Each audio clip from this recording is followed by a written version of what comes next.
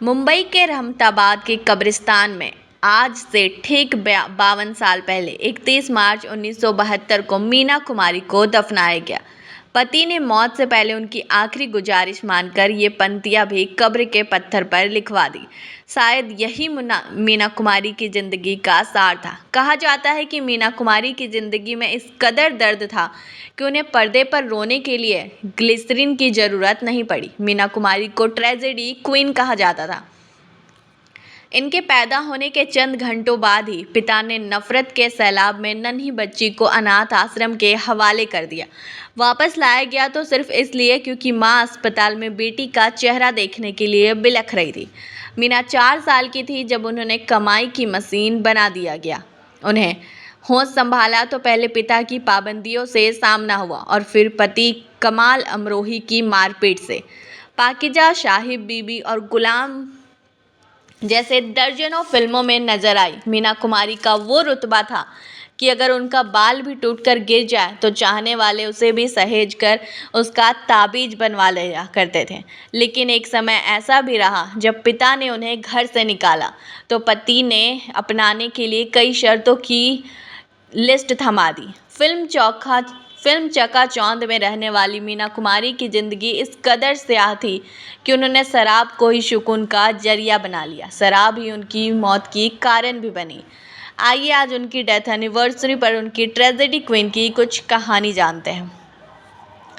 1 अगस्त 1933 को मीना कुमारी उर्फ महजबीन बानो का जन्म मुंबई के दादर इलाके में रहने वाले एक मुस्लिम परिवार में हुआ था। पिता अली बख्श एक बेटे की उम्मीद लगाए बैठे थे, लेकिन जब नर्स ने उन्हें कहा कि आपके घर बेटी का जन्म हुआ तो वो बर्दाश्त नहीं कर सके। उनके लिए ये खबर इतनी नागवार थी कि वो चंद घंटों की बेटी को तुरंत अनाथ आश्रम छोड़ आए। जब माँ को होश आया तो वो बेटी को देखने के लिए बिलखने लगी। पत्नी रो रो कर कह रही थी कि तो अली बख्श को मजबूरन मीना कुमारी को वापस लाना पड़ा। मीना के पिता अली बख्श एक पारसी थिएटर आर्टिस्ट थे। जब उनकी कमाई कम पड़ने लगा तो वो 4 साल की मीना कुमारी को साथ ले जाने लगे। किस्मत ने साथ दिया और मीना कुमारी को डायरेक्टर विजय भट्ट की फिल्म लेदर फेस में बाल कलाकार का काम मिल गया। पहली तनख्वाह 25,000 रुपये मिली और फिर सिलसिला चल पड़ा। बेबी मीना के नाम से उन्होंने कई फिल्में कर डाली और घर के हालात संभलने लगे। खेलने कूदने की उम्र में मीना कुमारी अपने परिवार की कमाई का इकलौता जरिया बन गई। मीना जब 13 साल की थी तब उन्हें बतौर हीरोइन फिल्म बच्चों का खेल में काम मिला। मीना हीरोइन बनकर खुश थी, लेकिन ये खुशी ज़्यादा दिनों तक नहीं टिकी।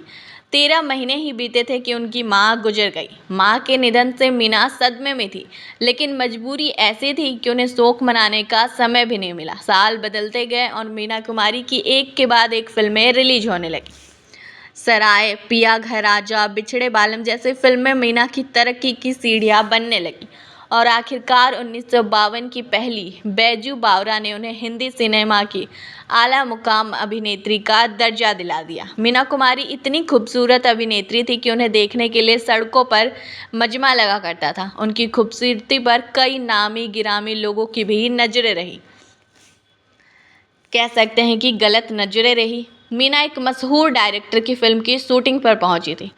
शूटिंग का पहला ही दिन था कि डायरेक्टर ने सबके सामने कह दिया कि वो मीना के साथ अकेले लंच करेंगे। खाने का इंतजाम मीना कुमारी के मेकअप रूम में करवाया गया, जहां किसी को आने की इजाज़त नहीं थी। लोग उस डायरेक्टर का इरादा भाप गए, लेकिन कुछ कर नहीं सके। कमरा बंद हुआ और खाने का सिलसिला शुरू हुआ। चंद मिनट भी नहीं बीते कि डायरेक्टर ने अपने पैर से मीना का पैर दबाना शुरू कर दिया। मीना सहम गई, लेकिन जिस डायरेक्टर की फिल्म कर रही थी उसी के खिलाफ बोलने की हिम्मत नहीं कर सकी। डायरेक्टर भी रुका नहीं और मीना का हाथ पकड़कर चूमना शुरू कर दिया। मीना की सब्र की इंतहा हुई और उन्होंने शोर मचाकर लोगों को बुलाना शुरू कर दिया। भीड़ इकट्ठा हुई और मीना ने सबके सामने डायरेक्टर को धुलाई कर दी। इज्जत बचाने के लिए डायरेक्टर ने कहा कि उसके इरादे नेक हैं, वो तो बस फिल्म का सीन समझा रहा था। सेट पर मौजूद लोग सब सच जानते हुए भी खामोश रहे। अगले दिन सबको धमकी दी गई कि इसका जिक्र किया गया तो इंडस्ट्री में रहना मुहाल कर दिया जाएगा। मीना कुमारी वो फिल्म छोड़ना चाहती थी, लेकिन उन्हें कॉन्ट्रैक्ट का हवाला देकर रोक लिया गया। चंद दिन बीते और हमेशा की तरह बात रफा दफा हो गई। पूरे सेट पर सिर्फ 2 ही लोग थे जिन्हें ये बात याद थी। पहली मीना कुमारी जो इस बदसुल्की को भूल नहीं सकी, और दूसरा वो डायरेक्टर जो बेइज्जती का बदला लेने पर उतारू था। एक दिन डायरेक्टर ने मौका मिलते ही स्क्रिप्ट में बदलाव करवा दिया। अचानक फिल्म में एक ऐसा सीन डाला गया जिसमें हीरो मीना को जोरदार थप्पड़ मारता है। इस सीन की शूटिंग शुरू होने से पहले डायरेक्टर ने भारी भरकम हाथ वाले हीरो से कहा कि देखो, कैमरा चेहरे के बहुत नज़दीक है, जोरदार थप्पड़ मारना वरना कैमरे में नकलीपन पकड़ा जाएगा। हीरो ने वैसा ही किया। पहला थप्पड़ पड़ते ही मीना कुमारी कराह उठी, लेकिन डायरेक्टर ने दया नहीं की। उसने बदला लेने के लिए एक के बाद एक करीब 31 थप्पड़ पड़वाए। सेट पर मौजूद हर कोई डायरेक्टर की मंशा भाप गया, लेकिन कुछ कह नहीं सका। एक्टर अनवर हुसैन उस रोज सेट पर मौजूद थे। उन्होंने ये वाकया बलराज साहनी से साझा किया और उन्होंने इस ऑटोग्राफी के जरिए दुनिया तक पहुंचाया। हालांकि उन्होंने उस किस्से में कहीं उस डायरेक्टर का जिक्र नहीं किया। जब मीना कुमारी 5 साल की थी तब कमाल अमरोही उन्हें फिल्म में कास्ट करना चाहते थे, लेकिन तब बात नहीं बनी थी। जब मीना स्टार बनी तो कमाल अमरोही ने 1951 में उन्हें फिल्म अनारकली में कास्ट किया। इस फिल्म की शूटिंग के बीच 21 मई 1951 को महाबलेश्वर से मुंबई आते हुए मीना कुमारी का रोड एक्सीडेंट हो गया। उन्हें पूना के ससून अस्पताल में भर्ती कराया गया। कमाल अमरोही रोज उनके लिए फूल लेकर अस्पताल पहुंचते और घंटों उनसे बात करते। साथ समय बिताते हुए मीना कुमारी 15 साल बड़े कमल अमरोही को चाहने लगी, जबकि वो पहले से ही 2 शादियां कर चुके थे। लंबे इलाज के बावजूद उनके दाहिने हाथ की उंगली बेजान हो गई। मुड़ी हुई उंगली के चलते मीना हमेशा उसे छिपा कर रखती थी। यही वजह थी कि वो फिल्मों में भी इस तरह दुपट्टे या पल्लू का इस्तेमाल करती थी जिससे उंगली छिपी रहे। जब मीना के पिता को दोनों की नज़दीकियों की खबर लगी तो वो मीना पर पहरा रखने लगे।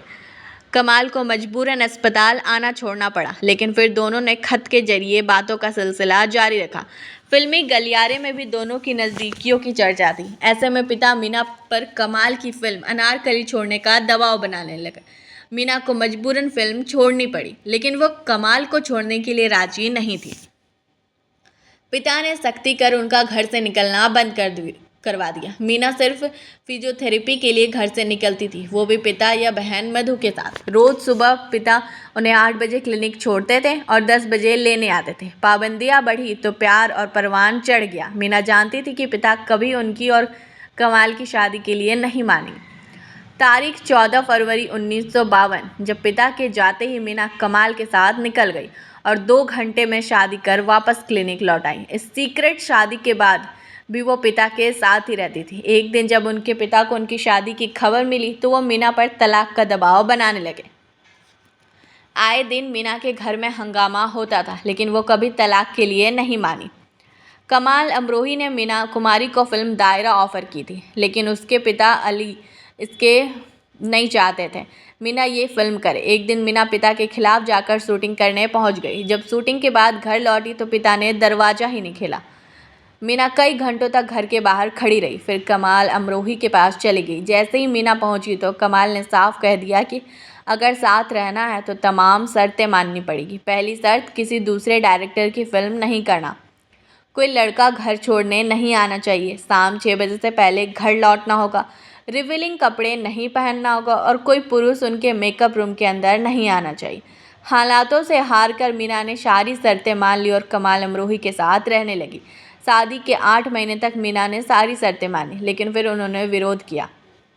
घर में रोज झगड़े होते जिनका अंत मारपीट से होता। शादी के बाद कमाल अमरोही ही मीना की कमाई का हिसाब रखते थे। दोनों का पहला झगड़ा 2 रुपए के लिए हुआ था। जब मीना ने मालिश वाली औरत के लिए 2 रुपए बढ़ाने को कहा तो कमाल ने ये कहकर इनकार कर दिया कि तुम्हें मालिश की ज़रूरत नहीं है। दोनों का झगड़ा इतना बढ़ गया कि मालिश वाली को नौकरी से निकाल दिया गया। ये किस्सा अन्नू कपूर ने शो सुहाना सफ़र में सुनाया था।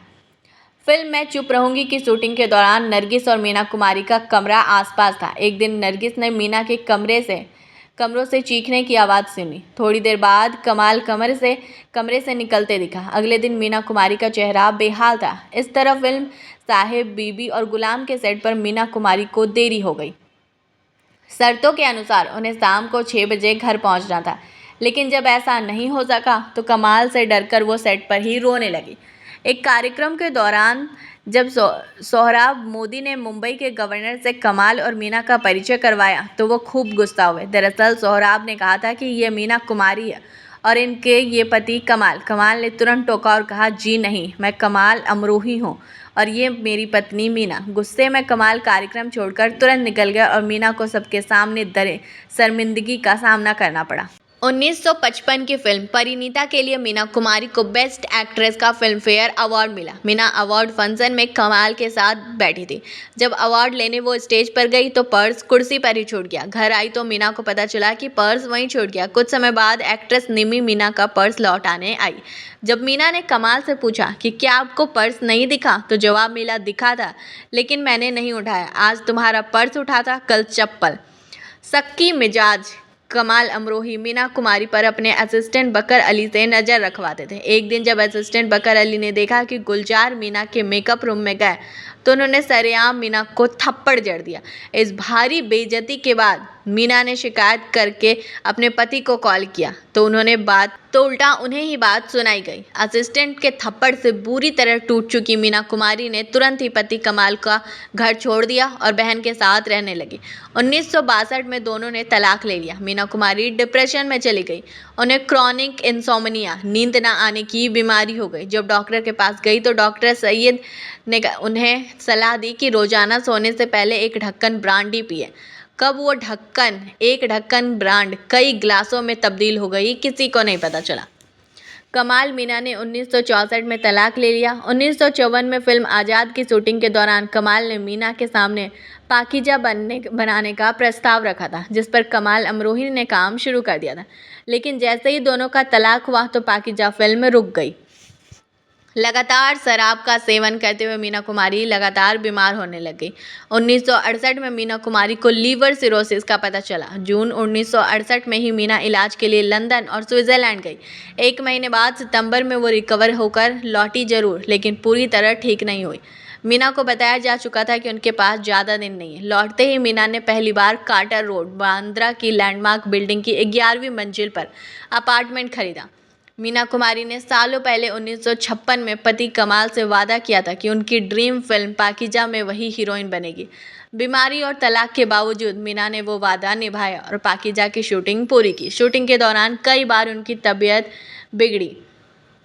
इतनी गिरी कि उन्हें सेट से ही अस्पताल ले जाया गया। कई बार तो मीना की जगह बॉडी डबल को शूट पूरा करना पड़ा।